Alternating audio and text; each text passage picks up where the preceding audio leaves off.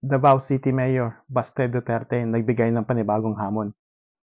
Isang araw matapos lumipad papuntang Singapore itong si Mayor Baste Duterte, nagbigay siya ng pahayag sa kanyang Facebook Live tungkol sa bagong hamon niya kay General Torre. Ang hamon ngayon ni Baste wala daw gloves, walang kamera at sa isang pribadong lugar. Ito ang sinabi ni Baste Duterte. Kung gusto mo, puntahan kita. Walang kamera, suntukan tayo, walang gloves. If you're really serious about this, yun ang sabi ni Duterte. Nag-aantay naman ngayon si PNP Chief General Nicolas Torre sa Rizal Coliseum kahit alam niyang walang darating na kalaban.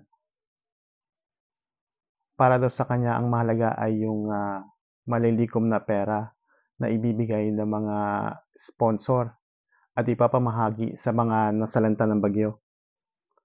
Wala man daw main event, meron naman daw undercard na mag-iengganyo sa mga manonood para mag-donate para makatulong sa mga nasalanta ng bagyo. Yun lang, okay, bye.